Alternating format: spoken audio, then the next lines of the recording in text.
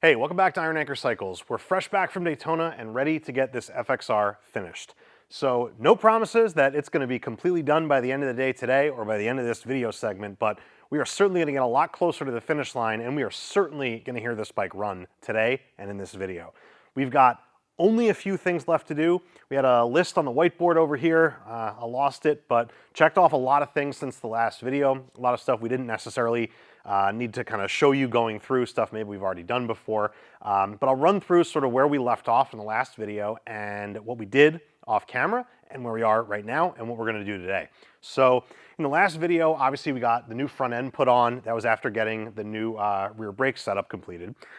Where we ran into a couple of snags or unforeseen, I guess, difficulties were a couple of things just related to fitment that we didn't really anticipate with the different triple trees up front here. So the throttle cables that we had on here that we had ordered for initially were just a little bit too short, and I didn't like the way they were fitting. So we had pulled the tank off so we could replace those throttle cables. We did get the new throttle cables put on and adjusted, 2 inches longer, I think 2 inches longer, maybe a little bit more than that, but they're perfect now. We also got our front brake setup plumbed here as well. I think I mentioned in the previous video that the brake lines that came with the kit from Gigacycle, I wasn't wild about them, the way that it was going to go on there. They were fine in terms of the way they looked. They were like a black vinyl coated stainless line with chrome fittings on them. Doesn't quite match for what we were trying to do on this bike, so we just went to Magnum and got the black pearl lines that we use on everything else, and also we're going to match the throttle and idle cables and clutch cable we already had. So we've got our lower lines on, run up to a T under the steering head here, bottom of the triple tree, and then we got the single line running up to the master. So got all that on and bled. Didn't show that, but that was really just a whole bunch of just fitting the pieces of brake line together, pouring some fluid in there, bleeding it out, and it was done. So real simple there. Let me look at the list here. So it was brake lines, throttle cables. We also did have to extend the harness that we made for the headlight a little bit. Again, probably as a result of the triple tree, just sort of moving it out a little bit further. If you remember back from a couple segments ago, we did a full custom wiring harness for this. So we had a nice pigtail kind of sitting there for the headlight to plug into. Needed it to be about 3 inches longer. So I just got into that, put a little extension in there, soldered that up, all done. So the headlight's on and working now. What else? We had to connect the wires for the speed sensor that we put on last time. So those wires were actually run along the same sort of part of the harness as the headlight. So while we were in there, we made those connections, get the speed sensor hooked up. And what else? That was about it. Oh, one other thing. In the last video, we had put some just regular Allen cap head screws on the rear rotor. So the ARP bolts that we'd ordered, those came. So we swapped those out and got them in there torqued and Loctited. So all that stuff is completed and we're ready to go and move on to what's next. So we're gonna go ahead and start to get the bike prepped to get the pipe on. So I've got a few pieces over here. We've obviously got some gaskets that have to go into the heads, but I'm gonna start with the bracket. Now, I've probably said this before and I'm gonna beat a dead horse a little bit here, but just by taking a look at the bracket that comes with this pipe, and I'm gonna try and make sure the camera focuses in on that. This is the bracket that you get. If you've ever run a Thunderheader or a Bassani or anything like that, this won't look familiar to you because those pipes use basically just a piece of, I don't know, 1/8 inch, 1/4 inch, whatever the hell it is, steel kind of bent into the shape it needs to be, and you bolt everything to it. There's more fabrication that goes into this bracket, and it's a similar design, but obviously a different bracket for the dynos. There's more workmanship and fabrication in this bracket than there is, I think, in some of the other pipes that are out there. So it's just an indication of the quality of the work that they're doing. So we love using their stuff, so we always do. So basically what we have to do here is just kind of align it on our transmission trapdoor here and kind of figure out where it's going to bolt on. So we've got one empty hole here, which does not secure the trapdoor. It's basically just an empty hole for an exhaust bracket. And then this lower bolt right here is going to come out as well. And then this bracket is going to go on like that. So we're going to put that bracket on. We're going to go ahead and put the exhaust gaskets in, and then we'll start getting this pipe put on. So I'll move the camera. I'll get zoomed in a little bit so you can see what I'm doing. We'll start to get this put on, and we'll have this bike running, hopefully, in no time. Okay, so as I mentioned, we got one bolt that's got to come out here. I'm going to start by removing that one. And See, that came out nice and easy. We don't Loctite these fasteners usually. We'll use Moly Lube on them. And that is what's on here, as you can see. So it makes them real easy to get in and out and to get a good torque reading on them. So now we've got our two spots here, one below and one up top. So we're going to take the bolts that come with the kit. We've got some Moly Lube on there. And we'll go ahead and get these started in place.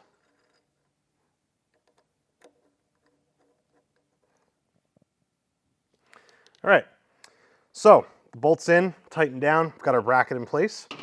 Next thing we're gonna do is put our exhaust gaskets in. You're gonna wanna make sure you're always using the appropriate shaped exhaust gasket for the flange that's on your pipe. Fortunately, the HPI pipes come with new gaskets, so you know they're the right ones. These are the flat gaskets for a flat flange as opposed to a tapered gasket for a tapered flange. So we're gonna take each one of these and slide them up into the port there. I'm going to do the front as well. All right, so we're ready for the pipe. I do have some new, sort of the heavy-duty style exhaust flange nuts. We had these on the shelf. We replace them whenever we see them rusty or junked up or whatever. Obviously, the ones that came off here were pretty rusty, so we threw them out. We've got a set of those. So what I'm going to do now is start grabbing the headers and get them kind of hung in place, and we'll start building this pipe out. So another feature of the HPI pipes that make them a favorite of ours is the three-piece design of their system. So you've got a front head pipe, a rear head pipe, and then you've got the muffler collector that slides on to the end. And in a lot of cases, what you'll see is that the front head pipe, rear head pipe, and collector are all one piece, and you fit that up to the bike. What's nice about this is not only does it allow for some adjustment in terms of rotating that collector to get the angles and pipes to sit exactly where you want, but it also makes installing it, you run a lot less risk of sort of having to, bang it into something or scratch something or whatever. So you can work with one header at a time. You get them kind of loosely installed and hanging in place, and then you start to slide it together. So we'll show you how that goes. We've done it on other bikes countless times, but we'll see it on this one now. The other thing I like to do is just have like a pile of clean rags over here. So as you're starting to do this and you need to lean the pipe somewhere, you can kind of put a rag, underneath between things just so you don't have metal parts rubbing on each other. So I'm going to go ahead and get started by hanging this front one in place. We'll move on to the rear, and then we'll start getting the collector put on and get everything mounted up.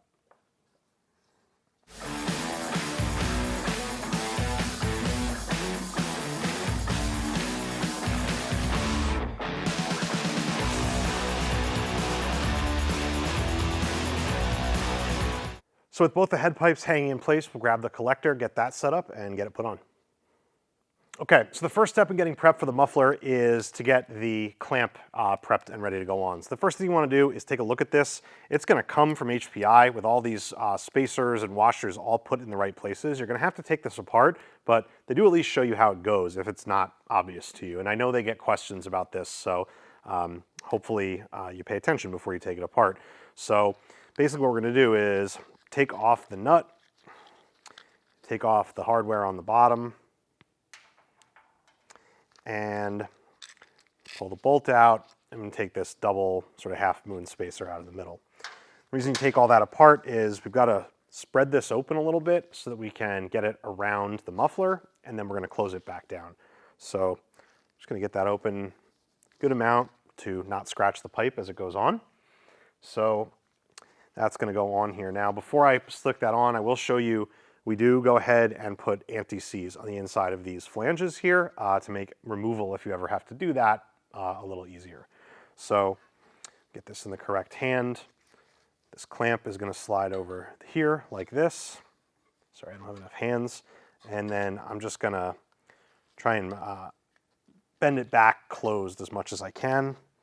Gonna have to do some more of that kind of when we get it on, but at least you get a little closer. So now what we need to do with this sort of in place here is start to work the muffler, the head pipes into the muffler and get it all straight and aligned. So that's why you're leaving everything loose here so that you've got the flexibility to move the stuff around as you need to get it put on. So we go ahead and start kind of working this stuff together, and then we'll move on.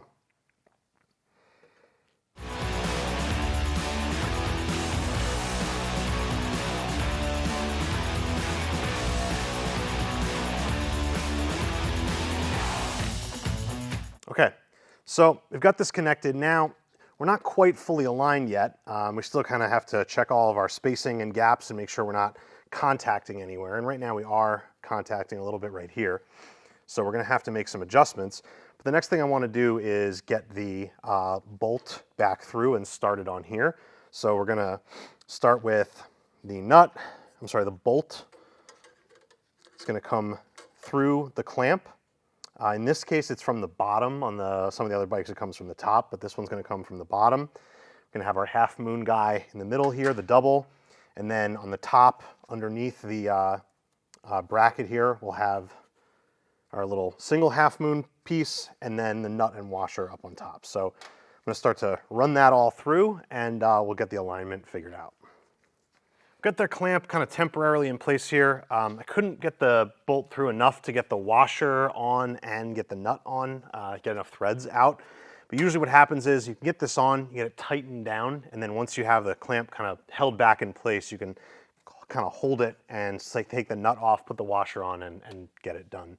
But we're gonna pause with getting that tightened and make sure that our alignment on the rest of the pipe is good, that we have all the clearances we need, and we'll come back and do the final tightening, and then we'll be ready to go.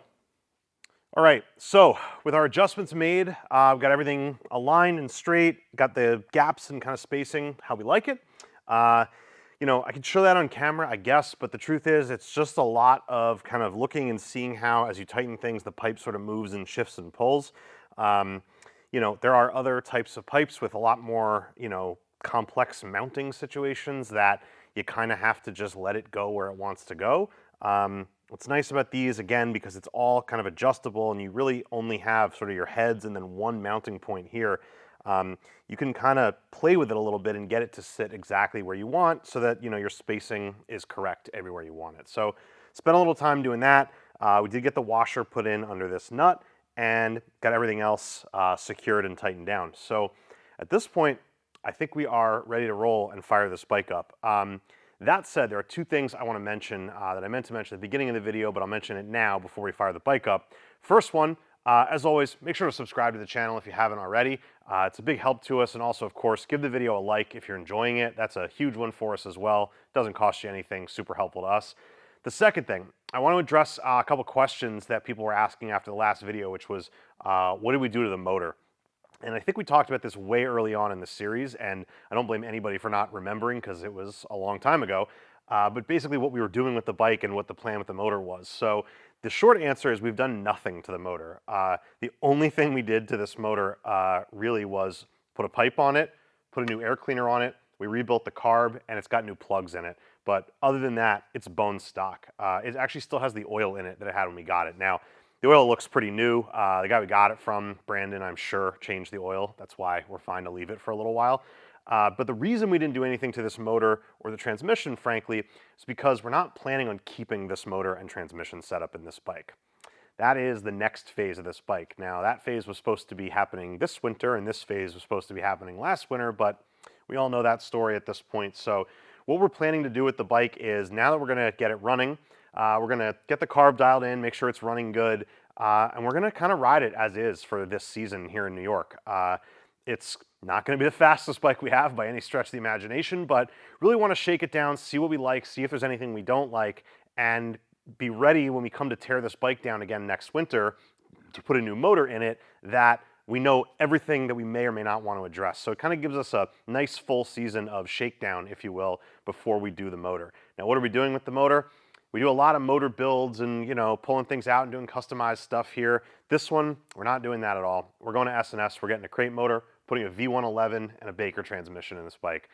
You know what? There's a lot of different ways to skin a cat, and this particular one, we're going with out of the box, awesome stuff. So you'll see that about a year from now, probably. We'll see a lot more of this bike, of course, over the next, you know, several months, but we're leaving the motor stock. We're gonna run it as is, and then we're going right from a stock 80-inch to an S&S V111, going all in on this one. Need a little time to get that planned and figure out what we want to do, but thought it was a nice idea to be able to kind of ride the bike as is for a little while before we, you know, go right balls to the wall with all the power of that crate motor. So those are the things I wanted to mention. So let's get going. To be honest, not exactly sure where we're at. We did check to make sure we've got fuel. We know our M unit is working. Let me find the key. So flip that on. Not sure if it's in the shot here, the gauge. Well, even if it is, you probably can't see it, but we've got the speed setting on there right now. I'm going to click that over to RPM just so we can see that. And we'll get the ignition turned on. And I'm used to hearing a fuel pump come on when we flip that switch, but obviously not the case with this one. Let's get a little choke here on the other side. Let's get these out of the way too. And squirt a little fuel in there. Let's see what we got.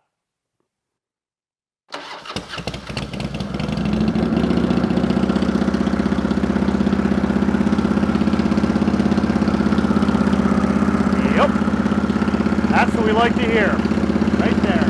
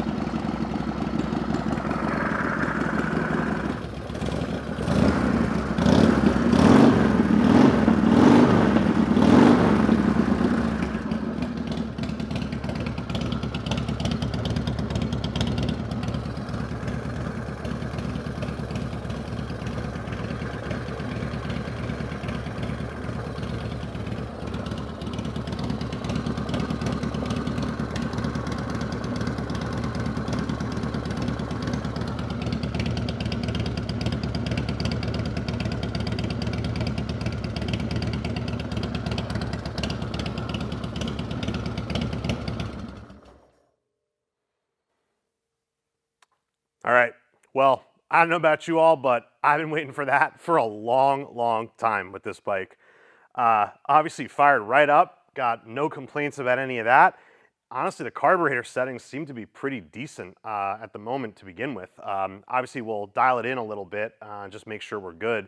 I think what we actually plan to do with this right now is, because you can't really ride the bike because there's snow and ice and salt and shit all over the place right now, is I think we're gonna just put it on the dyno and just try and, you know, not do anything crazy with it. I don't know if we'll do like a full throttle pull, maybe we will, but I just wanna play with it a little bit, see how it is before we, you know, kind of move on to some other things. So yeah, that was awesome. Did get a little color into the pipes here. Definitely not trying to just sit here and just, you know, burn these headers in on a first run. It'll be better if we can get some air flowing over them and break them in a little easier. So got a little gold color in there, no big deal. But I think it's looking good. It's sounding really good. So we're not going to end the video here, I don't think. I mentioned doing the dyno. I think let's keep going. I think we'll get this bike in there. Maybe I'll show you guys kind of how that goes and maybe sort of what it sounds like under some load. But definitely let's see this bike on the ground, off the lift. We'll get it on the dyno, talk a little bit more about it, and we'll see what's next. So stick around.